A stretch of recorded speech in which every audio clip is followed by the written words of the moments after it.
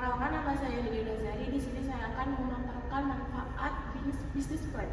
Perkenalkan, saya Asgana Sapitri akan memaparkan strategi merancang bisnis plan. Perkenalkan, saya Salsa Rizkina Diva akan memaparkan komponen dari bisnis plan. Perkenalkan, saya Keisha Alifa Arfani akan memaparkan komponen dari bisnis plan bagian 2. Perkenalkan, nama saya Vanessa Farofa. Di sini saya akan memaparkan bagian tentang kesimpulan. Selamat menyaksikan.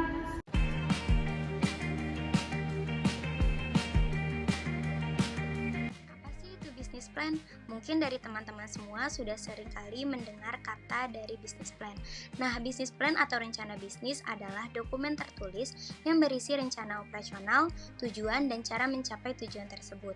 Bisnis plan merupakan dokumen penting untuk semua jenis bisnis, baik startup, perusahaan baru, maupun perusahaan besar. Nah, oleh karena itu, perencanaan bisnis sangatlah penting, karena perencanaan bisnis merupakan sebuah pedoman kerja bagi setiap wirausaha, yang dimana dapat mengatur kegiatan usaha, produksi, pemasaran, dan lain-lain. Prinsip-prinsip bisnis plan.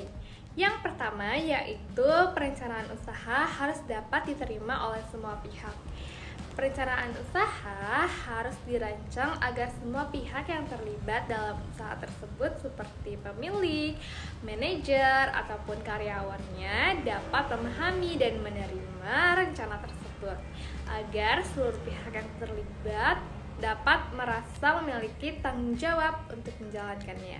Yang kedua yaitu perencanaan usaha harus bersifat fleksibilitas dan realitas. Artinya perencanaan usaha harus bisa menyesuaikan diri dengan keadaan lingkungannya. Fleksibilitas memungkinkan perencanaan usaha ini dapat berjalan dengan relevan, dan perencanaan usaha haruslah realitas sesuai dengan kemampuan sumber daya, waktu, dan juga peluang dimiliki perusahaan tersebut agar bisa diwujudkan. Prinsip yang ketiga yaitu perencanaan usaha harus memuat seluruh aspek kegiatan usaha seperti pemasaran, keuangan, sumber daya manusia, hingga teknologi untuk memastikan tidak adanya bagian dari usaha yang terlewatkan. Dan yang keempat yaitu perencanaan usaha harus merumuskan cara-cara kerja yang efektif dan efisien. Rencana bisnis harus memberikan panduan yang jelas mengenai cara mencapai tujuan usaha. Dengan merumuskan cara-cara kerja efektif dan efisien, dapat memastikan bahwa sumber daya yang digunakan optimal agar pencapaian tujuan bisa tercapai. Dengan merumuskan cara kerja, membantu perusahaan juga untuk menjaga keberlangsungan usaha tersebut. Manfaat perencanaan pada bisnis plan yang pertama, membimbing jalannya kegiatan usaha. Perencanaan membantu mendedikasikan pada tujuan, sasaran, dan juga strategi untuk mencapaiannya sehingga meminimalkan kesalahan dan memaksimalkan efisiensi. Yang kedua, mengamankan kelangsungan hidup usaha. Dengan perencanaan, Anda dapat mengantisipasi resiko, mendedikasikan peluang, dan mengembangkan strategi untuk menghadapi perubahan pasar. Yang ketiga, mengembangkan kemampuan manajer di bidang usaha. Perencanaan ini membantu pengusaha memahami konsep manajemen, mengembangkan keterampilan analitis, dan membuat keputusan yang strategis. Yang keempat, sebagai pedoman atau petunjuk bagi pemimpin perusahaan, perencanaan ini menyediakan kerangka kerja yang jelas untuk mengambil keputusan dan memastikan keselarasan antara tujuan dan juga tindakan. Bagaimana cara membuat bisnis plan yang baik? Yaitu dengan cara menerapkan dua hal.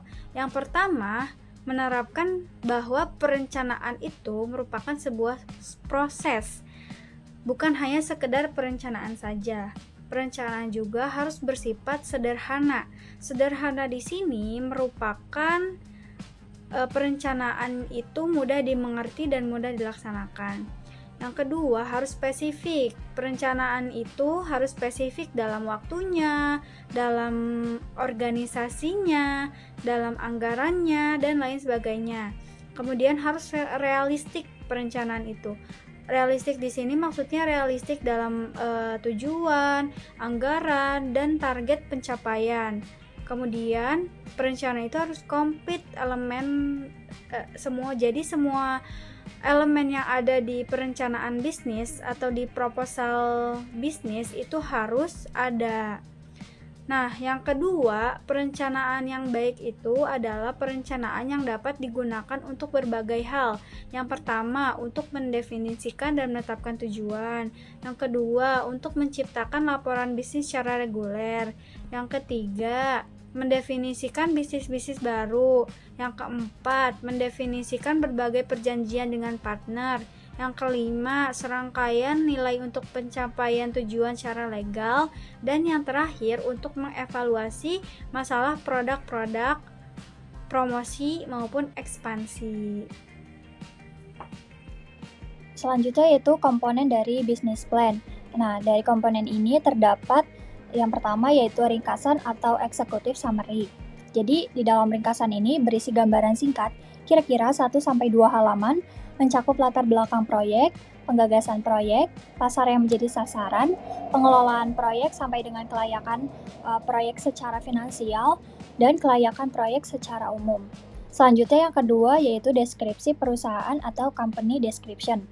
Nah, di dalam deskripsi perusahaan ini berisi gambaran singkat mengenai profil perusahaan yang akan menjalankan proyek. Misalnya, aspek hukum atau legal dari bentuk badan usahanya apa, kemudian sejarah atau histori dari perusahaannya, kemudian visi, misi, tujuan, sasaran, kepemilikan dalam perusahaan, dan lainnya.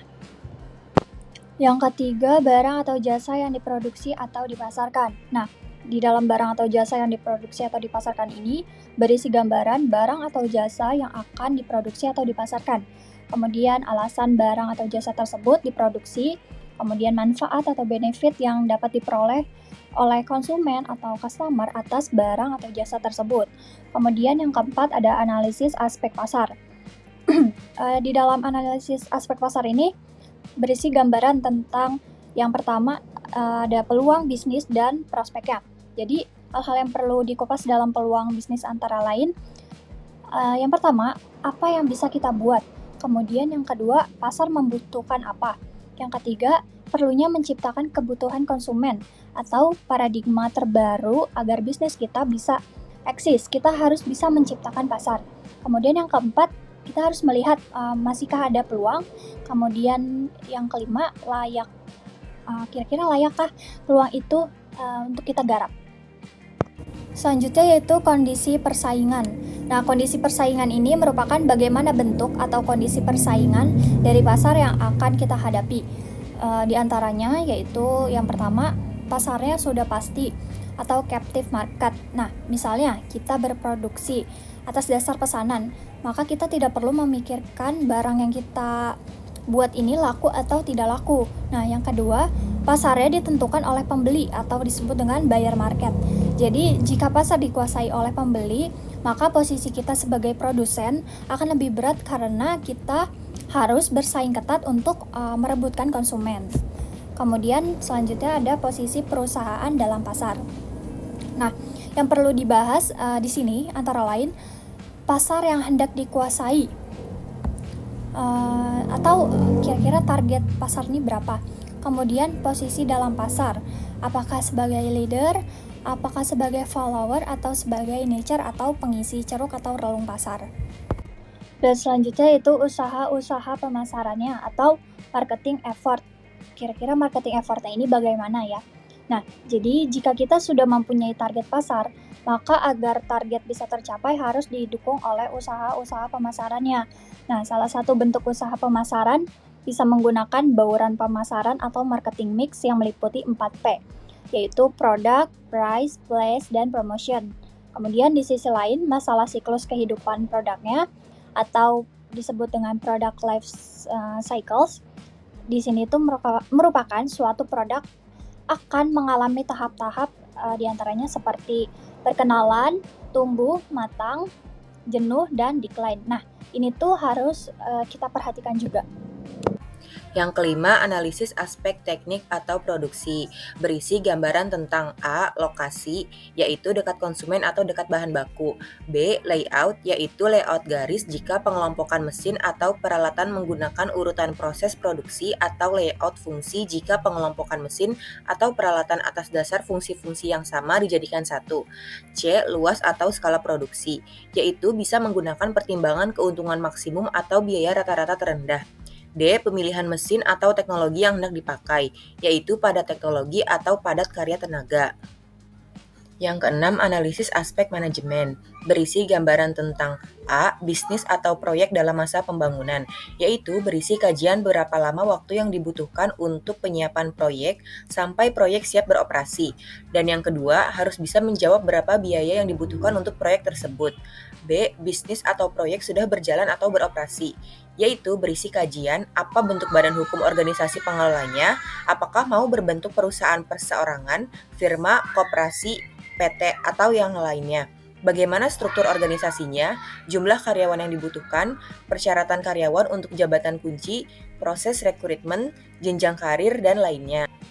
Yang ketujuh, analisis aspek finansial atau keuangan, berisi gambaran tentang A. Kebutuhan dana, yaitu menghitung total kebutuhan akan dana dan berapa jumlah dana yang diperlukan untuk membiayai rencana bisnis. Kebutuhan ini bisa diuraikan untuk membiayai aktiva tetap dan modal kerja. Pada neraca dapat dilihat di sisi aktiva. B. Sumber dana, yaitu sumber dana untuk membiayai rencana bisnis bisa diperoleh. Yang pertama, hutang, dapat berupa hutang jangka pendek dan hutang jangka panjang. Yang kedua, modal sendiri atau equity. Pada neraca dapat dilihat di sisi pasifa. C. Menghitung aliran kas atau cash flow. Dari rencana bisnis, aliran kas dapat dikelompokkan menjadi 1. Pengelompokan pertama untuk cash flow terdiri atas cash outflow atau COF, yaitu aliran kas keluar, diberi tanda negatif, dan cash inflow atau CEF, yaitu aliran kas masuk, diberi tanda positif.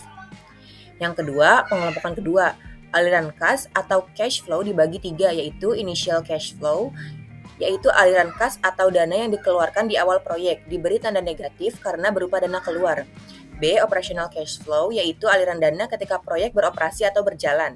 Ketika proyek berjalan, ada dana keluar sebagai biaya-biaya operasional, tetapi juga sudah ada pendapatan operasional. Untuk sebuah proyek komersial, aliran kas operasional biasanya bertanda positif, karena pendapatan operasional idealnya harus lebih besar dari biaya operasional. C. Terminal cash flow, yaitu aliran kas di akhir proyek.